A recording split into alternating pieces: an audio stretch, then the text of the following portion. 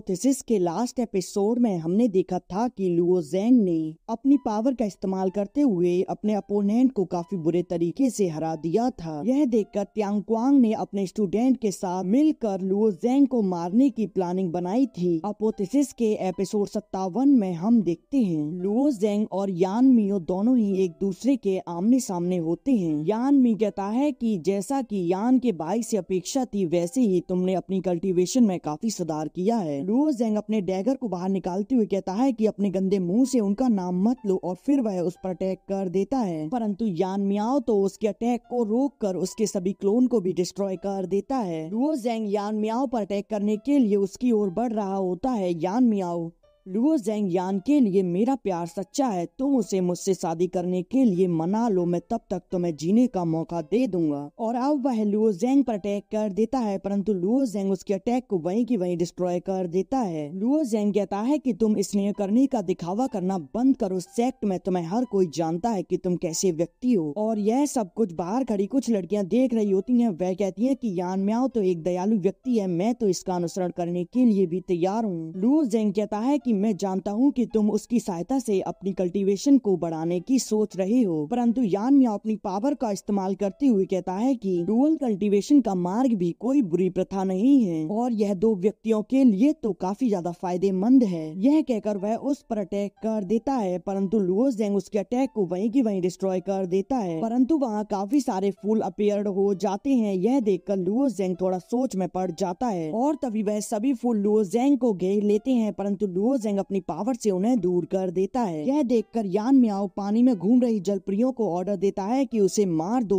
और अब वहाँ घूम रही जल परियां लुओ ज़ेंग को पानी में ले जाती हैं। लुओ ज़ेंग पानी में आकर अपने आप को संभालता है, परंतु तभी जल परियां भी उस पर अटैक कर देती हैं। लुओ ज़ेंग सोचता है कि मुझे इनमें उलझकर नहीं रहना चाहिए और अब वह उस पानी में से ऊपर की ओर आने की कोशिश करता है, परंतु जल परियां उसे चारों तरफ से घेर लेती हैं। यह देखकर लुओ ज़ेंग उन सभी को दूर करके उन सभी को अपने डैगर की सहायता से मार देता है और अब तभी लुओ ज़ेंग का ड्रैगर बाहर निकलकर यान मियाओ के गाल पर कट लगाते हुए उसके पास से निकल जाता है। लुओ ज़ेंग कहता है कि हर कोई तुम्हारे जैसा नहीं है जैसा कि तुम सोचते रहते हो। अब यान मियाओ गुस्सा होते हुए कहता है कि मैंने तुम्हें काफी देर तक सहन किया है, तो फिर अब मैं दया नहीं दिखाऊंगा और अब वह उस पर अटैक करते रहता है। लुओ ज़ेंग उसके उन सभी अटैक से बच रहा होता है, तभी वह अपनी इमोर्टल स्वॉर्ड को बाहर निकाल कर उस पर अटैक कर रहे सभी क्लोन्स को डिस्ट्रॉय कर देता है। इसमें यान मियाओ भी घायल हो जाता है और अब वह नीचे आ जाता है। वह कहता है कि तुमने तो स्वॉर्ड ऑरा को भी समझ लिया है। इधर त्यान मियाओ कहती है कि अरे मूर्ख, डरना बंद करो और जल्दी से पिल खा लो, तुम इंतजार किसका कर रहे हो। अब लुओ ज़ेंग यान मियाओ को एक लात घुमा कर मारता है जिससे कि वह दूर जाकर गिरता है। लुओ ज़ेंग उस पर अपनी स्वॉर्ड पॉइंट करते हुए कहता है कि तुम हार गए। यान मियाओ कहता है कि यह नहीं हो सकता, मैं नहीं हार सकता और अब वह तुरंत लुओ ज़ेंग को पीछे करके उसी पिल को निकाल कर खा लेता है जिससे कि उसकी पावर बढ़ जाती है। वह कहता है कि लुओ ज़ेंग आज तो तुम्हें मरना ही होगा। इधर त्यान क्वांग काफी ज्यादा खुश होती है और अब वह अपनी पावर को एक्टिवेट करके यान मियाओ को अपनी पावर से कंट्रोल करने लगती है जिससे कि यान मियाओ की पावर तो काफी ज्यादा बढ़ जाती है। यह देखकर मो कैन खड़ा होते हुए कहता है कि क्या यह गलत नहीं है, उसने एक पिल को लिया है, कोई कुछ नहीं कहेगा क्या। वू जियान कहता है कि उसने कंपटीशन में जीतने के लिए पिल का उपयोग किया है, तो फिर इससे सिद्ध होता है कि सेक्ट उसे अवश्य ही सजा देगा, तो फिर तुम्हें सेक्ट को नियम बताने की आवश्यकता नहीं है, शांति से बैठ जाओ मेरे पास। और इधर यान मियाओ तो अपनी स्वॉर्ड निकाल कर लुओ ज़ेंग से स्वॉर्ड फाइट कर रहा होता है। अब लुओ ज़ेंग उससे पीछे हो जाता है और अब वह अपनी स्वॉर्ड को देखता है, उस पर यान मियाओ की पावर भी आ जाती है। वह सोचता है कि कुछ तो गड़बड़ है, यह ट्रू एसेंस काफी ज्यादा विचित्र है, परंतु तभी यान मियाओ लुओ ज़ेंग से फिर से फाइट करने लगता है और अब यह सब बाहर खड़े लोग देख रहे होते हैं। वह सोचते हैं कि यह सीनियर हुआ द्वारा स्वॉर्ड स्टेप नहीं बनाए गए हैं, तो फिर लुओ ज़ेंग ने इसे कैसे विकसित कर लिया। इधर हुआ त्यानमिंग कहता है कि जूनियर लुओ, तुमने तो वास्तव में स्वॉर्ड ऑरा को सच्ची तरह से समझ लिया है। लुओ ज़ेंग यान मियाओ से कहता है कि तुम्हें क्या लगता है कि तुम एक पिल खाकर मुझे हरा सकते हो, यह सिर्फ एल्डर त्यान क्वांग की ही चाल होगी। त्यान क्वांग कहती है कि सू लिंग युन, तुम अपने डिसाइपल को कैसे ट्रीट करती हो, वह मैदान में क्या बकवास कर रहा है।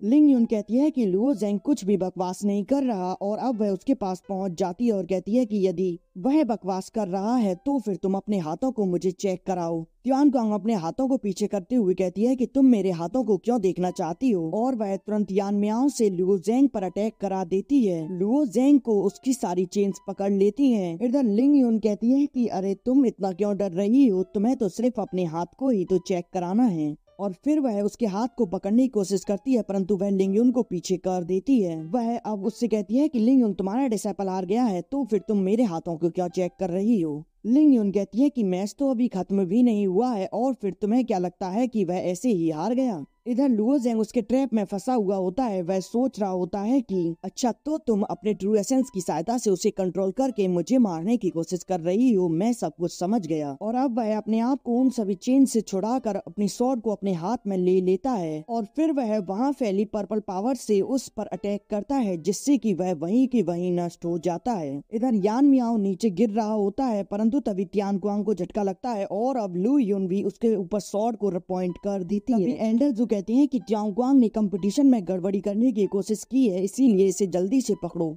परंतु तियानक्वांग तो उन सभी पर अटैक करके वहां से भागने की कोशिश करती है। यह देखकर जिंग टियान कहते हैं कि तियानक्वांग मैंने तुम्हें मौका दिया था परंतु तुमने गड़बड़ी कर दी, और अब वह उस पर अपनी मल्टीपल शॉट से अटैक कर देते हैं जिनसे बचते हुए तियानक्वांग कहती है कि जिंग टियान तुम चिंता मत करो, एक दिन तुम्हारे हाथ से यह सेक्ट निकल जाएगा। यह सुनकर जिंग टियान उस पर अटैक करते हैं परंतु इधर लुओ ज़ेंग और यान मियाओ बाहर आ जाते हैं जहाँ यान मियाओ की तो हालत भी खराब हो चुकी थी। जिंग टियान गुस्से में कहते हैं कि मैं अनाउंस करता हूँ कि तियानक्वांग एक गद्दार है तो फिर उसे सेक्ट से निष्कासित कर दिया गया है और अब कुनयू सेक्ट उसे देखते ही उसे फांसी की सजा देगा। तियानक्वांग से मिले सभी लोगों पर इन्वेस्टिगेशन की जाएगी और उन्हें भी दंडित किया जाएगा और उसके साथ जिन्होंने भी गंभीर अपराध किए हैं उन्हें भी सेक्ट से निष्कासित कर दिया जाएगा। अब वहाँ कुछ सैनिक आकर यान मियाओ को घसीटते हुए वहाँ से ले जाते हैं। अब एल्डर जू जिंगटियान से परमिशन लेके अनाउंस करते हैं कि पीक कंपटीशन ऐसे ही जारी रहेगा। तियानक्वांग को देखते हैं जो कि एक जगह आकर गिरी होती है। वह कहती है कि लुओ ज़ेंग,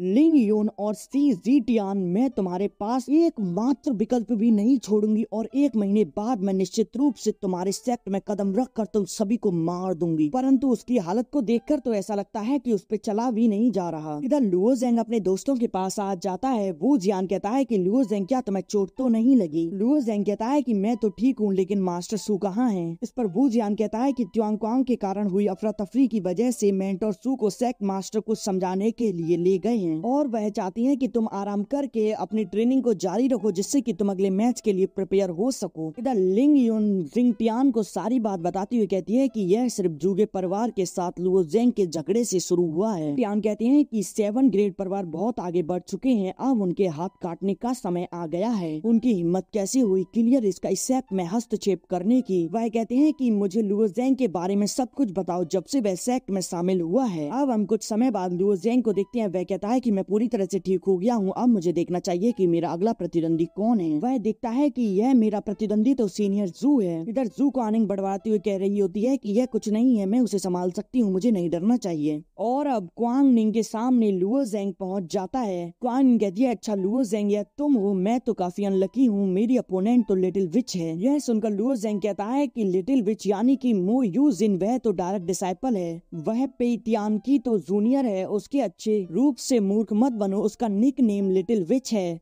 वहाँ खड़े कुछ लोग कहते हैं कि मिस जू का मुकाबला निश्चित रूप से काफी ज्यादा रोमांटिक होगा, वह भी आधे कपड़ों के साथ। यह बात यू जिन सुन लेती है। तभी पेई तियान यो कहता है कि यू जिन अपने गुस्से पर काबू रखो। इस पर यू जिन उन लड़कों की ओर जाती हुई कहती है कि ठीक है मैं समझ गई, और अब वह जाकर उन्हें काफी बुरी तरह से 2 थप्पड़ लगाती है और अब वह उन्हें टॉर्चर करती हुई कहती है कि क्या तुम्हें लड़कियों को लड़ती हुई देखना काफी ज्यादा पसंद है, परंतु यह काफी ज्यादा उबाऊ है, तुम्हें इसका प्रत्यक्ष अनुभव करना चाहिए, यह काफी दिलचस्प है। इधर वह व्यक्ति कहता है कि तुम मुझे जाने दो, मैं ऐसा करने की दोबारा कोशिश भी नहीं करूंगा। अब यू जिन वहाँ से काफी स्पीड से जाते हुए क्वांग निंग से उसका तालिस्मान छीन कर कहती है कि तुमने तो पहले से ही बचने के लिए इस तालिस्मान को तैयार कर लिया है। यू जिन उससे तालिस्मान लेने की कोशिश करती है, परंतु वह सामने से हट जाती है, जिसकी वजह से वह लुओ ज़ेंग से टकरा जाती है। लुओ ज़ेंग अब उससे पूछता है कि सीनियर जू, क्या वह तालिस्मान आपके लिए इतना ज्यादा महत्वपूर्ण है? गुआन निंग कहती है कि यह मेरी माँ ने खास तौर पर मेरे लिए मंगाया था, उन्हें डर है कि कंपटीशन में मुझे चोट लग जाएगी। लुओ ज़ेंग कहता है कि अच्छा ऐसा है तो फिर आपको सावधानी बरतनी होगी। अब एल्डर जू अनाउंस करते हैं कि अब अगला मैच मेड इन पीक्स से